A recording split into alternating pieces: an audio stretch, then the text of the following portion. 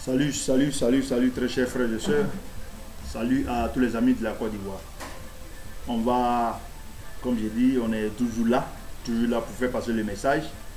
Et pour faire arriver le message là, toujours où ça n'arrive pas. On va continuer sur les clashs de certains cyberactivistes. Certains qui ne savent pas le combat qu'ils mènent. Certains qui ne savent même pas la cause du combat. Je dis que avant de mener un combat, il faut d'abord savoir la cause. Ensuite, les effets escomptés et les conséquences de la cause et de la lutte que tu vas mener. Regardez aujourd'hui, les cyberactivistes soi-disant soroïstes, ils insultent tout le monde, sur la toile, tout le monde. Pour un oui, pour un non, ils insultent les gens.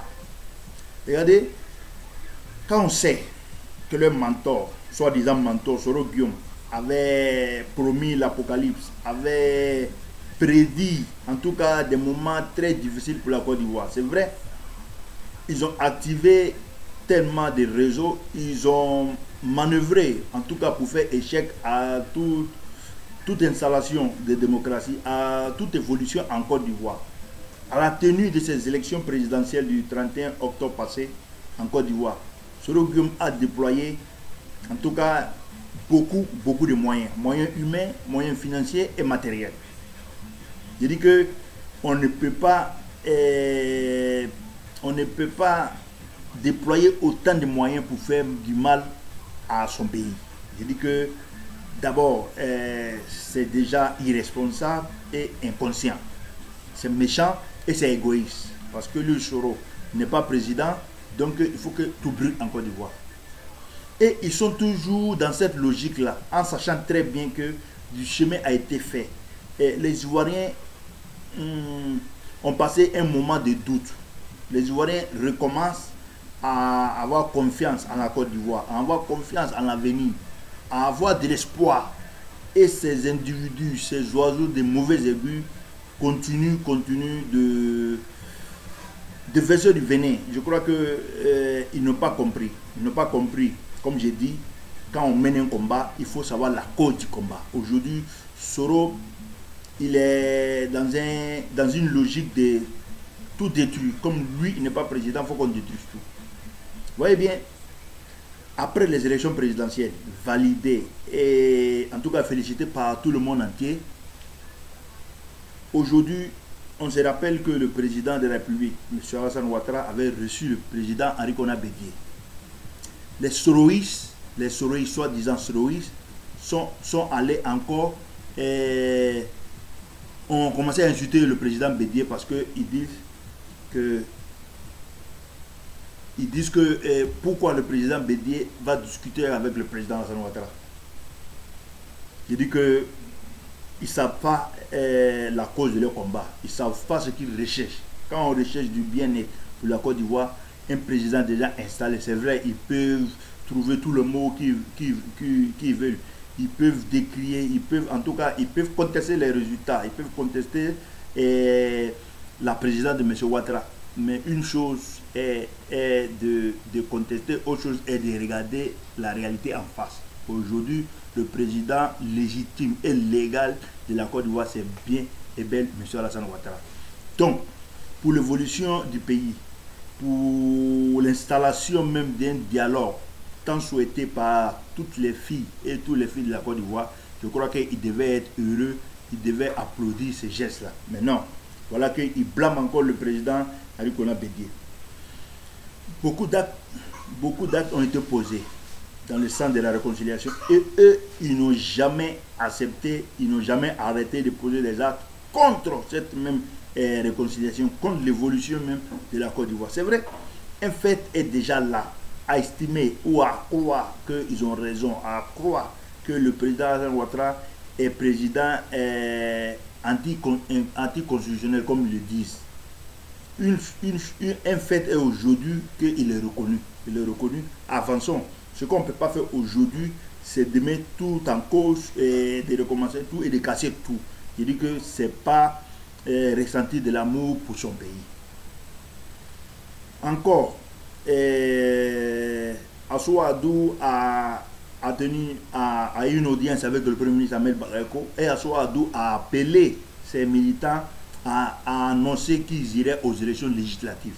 Encore, ces mêmes civils activistes inconscients, vauriens, nuls, ces incohérents continuent encore d'insulter Assoadou et tout ça bande. Un acte posé pour aller dans le sens de l'apaisement, pour aller dans le sens de la décrispation de la situation. Je ne sais pas quel Ivoirien va aller contre cela. Parce que Soro, tout simplement parce que Soro n'est pas président. Encore d'autres actes ont été posés. Aujourd'hui, le président Laurent Gbagbo, qui n'a jamais cessé d'être ambigu, ne tranche pas sa position. Il sait très bien que son FPI est divisé, son soi-disant FPI est divisé. Il sait très bien qu'il y a des conflits vraiment profonds dans son parti. Ce monsieur n'intervient seulement que quand lui, il sait ou il pense qu'il va arriver, qu'il va rentrer, il va retourner dans la scène politique. Il intervient en ce moment-là pour demander l'unification de son soi-disant FPI. Il aurait pu le faire avant. Si tel est qu'il voulait voir sa famille unifiée. Il n'est pas le seul. Comme j'ai dit dans de nombreuses vidéos, le FPI, tous les militants, tous les responsables du FPI qui ont été les derniers jours avec Laurent Gbagbo n'ont pas intérêt à que Laurent Gbagbo revienne, à commencer par Simon Gbagbo. Voyez son attitude. Aujourd'hui, je vais parler de cette alliance-là après, mais regardez, aujourd'hui, si Assoadou, qui est estimé la branche gore du FPI, c'est-à-dire le porte-voix de Laurent Gbagbo, veut aller aux élections, ça veut dire qu'il a eu la caution de Laurent Gbagbo. Simone Gbagbo dit qu'elle ne va pas aux élections. Elle ne reconnaît pas ces institutions-là. Elle ne va pas aux élections. Elle est la deuxième vice-présidente du FPI, de Laurent Gbagbo. Elle est le mari, et Laurent Gbagbo est son mari. C'est-à-dire qu'elle est l'épouse. Donc elle et Laurent Gbagbo s'inscrivent dans la même logique. Madame Simone Évêque Gbagbo ne veut pas, n'a pas intérêt que Laurent Gbagbo revienne. Bon, non, vous savez, c'est problème personnel, vous le savez. Vous savez que Laurent Gbagbo aujourd'hui vit à Bruxelles avec Nari Bamba, sa deuxième femme. Laurent Gbagbo et Simone Gbagbo se haïssent. Ils sont mariés, ils sont membres de la direction du FPI branche Go. Ils ont soi-disant mené la même lutte. Ils continuent de penser, comment dire, les partis politiques socialistes, mais ils ne se sentent pas. C'est pourquoi aujourd'hui Simone Gbagbo ne s'inscrit pas dans la logique de Laurent Gbagbo. Un FPI qui n'arrive pas à s'entendre aujourd'hui va faire une alliance avec le PDCI. C'est ridicule et c'est irresponsable et c'est incohérent. C'est difficile à comprendre. Très difficile à comprendre parce que simplement les uns et les autres pensent aux intérêts égoïstes et mesquins. Sinon, comment comprendre? Et puis, ce n'est pas le FPI, c'est la branche Gore. Une certaine partie de la branche Gore. La branche Gore, d'abord divisée, va signer un accord, une alliance avec le PDCI. Le PDCI même qui, en son temps, on fera son débat. Je crois qu'il faut respecter la Côte d'Ivoire, il faut respecter les Ivoiriens. Les Ivoiriens sont arrivés à un certain niveau de maturisme, à un certain niveau de démocratie qu'on ne peut pas venir nous présenter un coupé-collé. Moi j'appelle ça un coupé-collé parce que on se rappelle dans cette histoire de CNT, Conseil national de transition, et les conséquences, en tout cas les actes menés dans cette alliance-là. Des gens qui sont remplis que de vengeance, de haine, qui ne veulent que se venger. Chacun a son combat à mener. Mais vous pensez que ces gens-là peuvent s'unir pour diriger la Côte d'Ivoire aujourd'hui fracturée? La Côte d'Ivoire a besoin d'union, la Côte d'Ivoire a besoin de paix, la Côte d'Ivoire a besoin d'espoir, de confiance. Ces gens-là, ils ne sont pas dignes de confiance, tout simplement. Ces gens-là ne sont pas dignes de confiance. Maintenant, quand des gens s'inscrivent dans cette logique-là, à supposer, ils ne sont pas dignes de confiance. Ok. Des soroïstes encore qui sortent et qui tirent surtout dans tous les sens. Ils tirent sur tout ce qui bouge. Parce qu'ils ne savent pas le combat qu'ils mènent. Ils ne savent pas le combat qu'ils mènent. Ils ne savent pas la cause même du combat. Ils ne suivent que les miettes que Soro Guillaume leur donne pour venir s'exposer sur la place publique. Je vous ai déjà dit, nous on a été approchés par des envoyés de Soro Guillaume parce que ils voulaient que nous rentrons dans cette ligne-là de dénigrer la Côte d'Ivoire, de dénigrer les institutions de la Côte d'Ivoire. Je crois que ça, c'est pas un combat. Tout simplement parce que Soro Guillaume veut arriver au pouvoir. Nous sommes des hommes de conviction. Nous voyons l'effort fait en Côte d'Ivoire pour restaurer la démocratie, pour donner un peu de bien-être au peuple ivoirien. Regardez aujourd'hui toutes ces infrastructures en Côte d'Ivoire. Je ne parle pas des goudrons comme certains aiment à le dire qu'on ne mange pas le goudron. Mais regardez ces villages électrifiés, ces villages dotés en eau potable, ces écoles construites pour former nos enfants, ces dispensaires, ces hôpitaux, et ces centres de santé construits, équipés, réhabilités pour donner une bonne santé aux Ivoiriens. Regardez aujourd'hui, j'ai dit, ce ministère même créé, ministère de la riziculture, je dis qu'en Côte d'Ivoire c'est très important. Nous consommons beaucoup de riz et aujourd'hui là, beaucoup de riz, près de 70% de la consommation ivoirienne vient d'ailleurs, en riz je dis.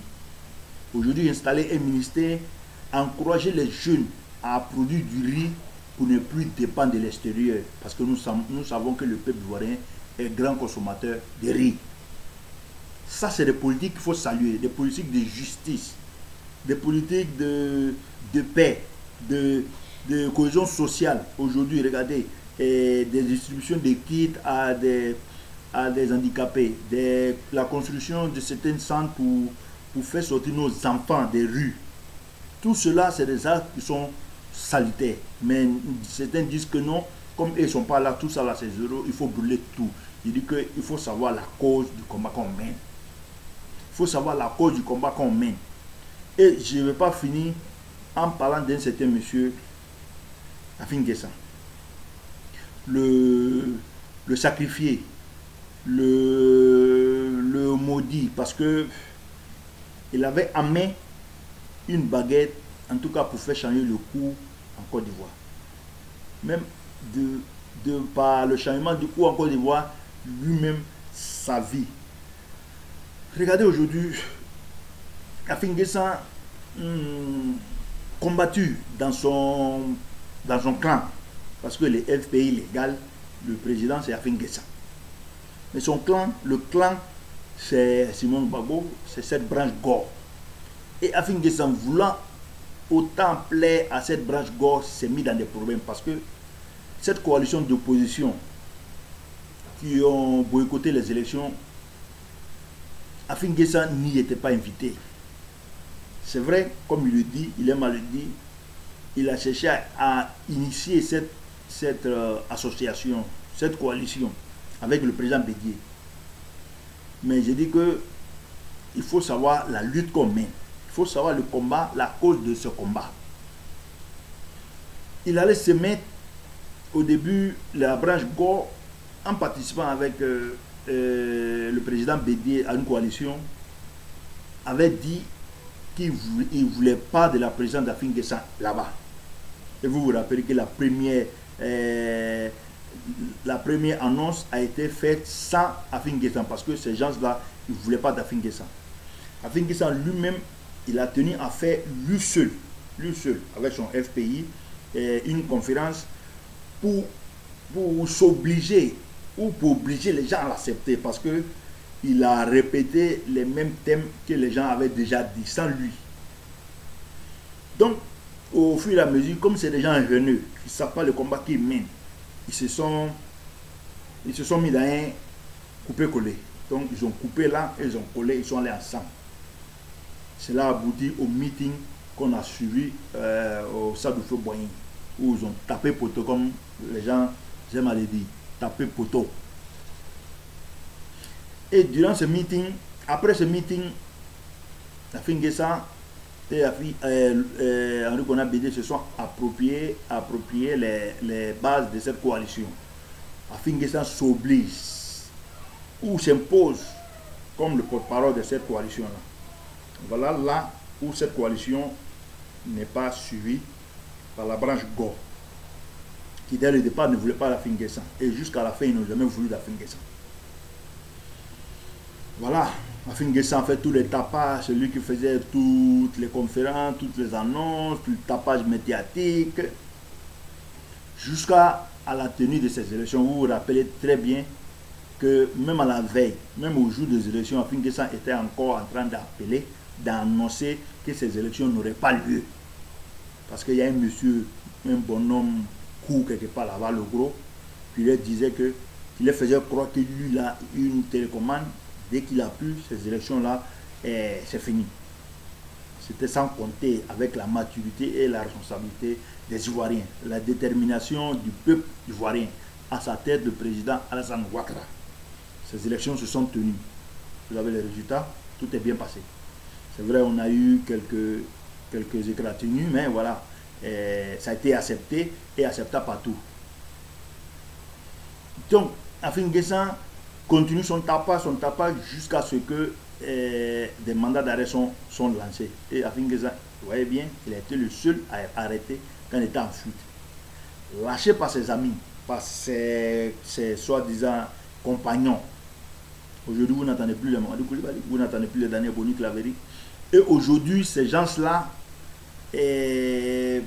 à Finguessa, va aux élections aussi, mais en tant que FPI. Et la branche Go, EDS, qui va signer un accord, comme je l'ai dit auparavant, avec le PDCI. Ils vont à côté.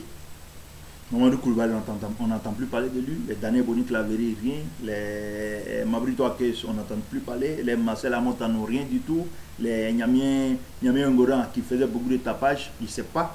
Quand il va aux élections, là, il va aller, lui qui voulait le président, qui se présente aux élections législatives. Je ne sais pas s'il ira ou non. On va voir combien de voix ce monsieur-là va accueillir. Donc, en tout cas, cette opposition coupée-collée, regardez comment cette opposition va aux élections législatives. Et cette branche soroïste, de soi-disant cyberactivistes soroïstes, n'ont jamais arrêté d'insulter tous ceux qui posent un pas vers la réconciliation du peuple ivoirien, vers l'apaisement de la situation.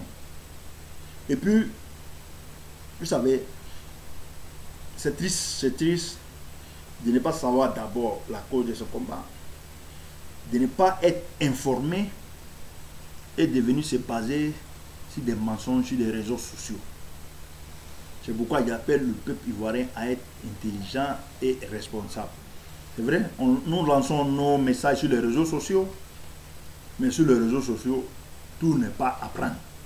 Ces individus, je ne vais pas citer leur nom parce que c'est fait les publicités et ça n'en vaut pas la peine. Ces gens-là, ils n'ont rien appris, ils ne savent rien, ils n'ont aucune idée même de la gestion de la chose publique. Ça veut dire qu'ils viennent, ils ont un thème, ils viennent, il faut qu'on vienne insulter sans donner d'arguments, sans donner de preuves, en tout cas sans rien savoir, sans savoir où on va. C'est pourquoi aujourd'hui ils tirent sur tout. Entre eux-mêmes d'abord ils se sont clashés, on a vu des combats, on a vu des luttes même entre les cyberactivistes soroïstes et du FPI en France quand ils ont fait cette honteuse manifestation ou je ne sais pas marche à Paris. Parce que le combat, ils se sont même frappés là-bas comme j'ai dit, ils ne savent pas la cause de leur combat. Chez les Ivoiriens, avant de mener un combat, il faut d'abord savoir la cause. Il faut être informé de l'effet et des conséquences. En tout cas, nous sommes toujours là pour vous faire passer les messages. Nous sommes toujours là pour dire aux Ivoiriens que le combat aujourd'hui, le seul combat qu'il faut mener aujourd'hui, c'est la paix en Côte d'Ivoire. C'est la stabilité en Côte d'Ivoire, le développement de la mère patrie, le bien-être des Ivoiriens. Et aujourd'hui, avec le président Alassane Ouattara, nous voyons que la Côte d'Ivoire, c'est vrai, à un certain moment, a connu des problèmes. On va encore connaître des problèmes parce que tout peuple qui veut arriver à la gloire, il y a des difficultés qui sont sur le chemin. Et les forts sont désignés en surmontant ces difficultés-là. Et le peuple ivoirien a appris à surmonter les difficultés. Le peuple ivoirien vient de loin. Certains le disaient que le peuple ivoirien, la Côte d'Ivoire est bénie. Quand on pose des actes de bénédiction, c'est sûr qu'on sera béni. Mais quand on pose des actes de malédiction, soyez-en sûrs, la malédiction ne veut pas vous échapper. Apprenons à poser des actes de bénédiction. Apprenons à surmonter les difficultés. Apprenons à s'unir. La Côte d'Ivoire, nous avons comment dire, la devise de la Côte d'Ivoire qui est union, discipline, travail. J'ai dit que dans l'union, discipline et le travail, nous allons envoyer la Côte d'Ivoire vers le développement. Nous sommes sur le bon chemin. Des individus viendront, comme on dit, les obstacles ne finiront pas. Ce serait mieux de trouver, d'avoir tout le monde autour de la même patrie, mais c'est impossible. Aucun pays, aucune personnalité n'a fait l'unanimité. Acceptons d'avoir des divergences, mais évitons de détruire ce que nous-mêmes là, nous avons souffert pour construire. Cherchons à poser des actes dans le sens du développement, dans le sens de la recherche de la bénédiction. La Côte d'Ivoire aujourd'hui a connu beaucoup de difficultés, mais nous sommes là. Nous sommes là parce que la majorité des Ivoiriens, le peuple ivoirien est en train de poser des actes de bénédiction, des actes de développement. Comme on dit, on a compris que ces oiseaux de mauvais augure sont des aventuriers. C'est pourquoi aujourd'hui vous voyez beaucoup de défections dans la branche Soro, qui s'est illustrée des plus mauvaises manières. Vous voyez bien Soro Guillaume depuis qu'il est opposant. Les menaces, les difficultés sont constantes. Il met la Côte d'Ivoire à l'épreuve parce que lui, il veut être président. Je crois qu'il ferait mieux de désarmer son cœur, se préparer pour 2025. C'est vrai qu'il y a un procès qui est déjà dit, il y a une condamnation qui l'attend à Abidjan. Mais je crois que tout cela peut se régler seulement dans le dialogue et la concorde, dans l'humilité et la paix. Mais quand on veut défier l'État, on se met toujours dans des difficultés. C'est pourquoi cette défection-là, Soro Guillaume ne pourra pas tenir le combat s'il ne rentre pas dans la République. Soro Guillaume ne pourra pas tenir le combat s'il n'accepte pas la réalité. Laurent Gbagbo accepte la réalité, Henri Konan Bédié accepte la réalité, et tout le monde accepte la réalité sauf Soro Guillaume. Lui seul, il ne peut pas aller contre la nation ivoirienne. Nous sommes forts, nous sommes unis et nous sommes déterminés. Avec à la tête le président Alassane Ouattara, vraiment homme de vision, homme de rigueur et homme de paix. Donc le peuple ivoirien, en tout cas, restons unis et disciplinés et restons au travail pour donner un bien-être à notre chère Côte d'Ivoire. Le combat est encore long, le combat sera dur, on sera toujours confronté à des difficultés, mais il faut savoir remonter les difficultés pour arriver à la gloire. Et la gloire est décimée. Nous voyons beaucoup de lumière au bout du tunnel. Avec à la tête le président Alassane Ouattara, comme je l'ai dit, autour de lui un gouvernement responsable, des hommes et des femmes capables de se surpasser, un peuple ivoirien déterminé, mature, irresponsable pour l'accompagner dans l'accomplissement de sa mission. Donc vraiment, comme j'ai dit, restons déterminés, restons unis dans la discipline et le travail. Que Dieu bénisse la Côte d'Ivoire.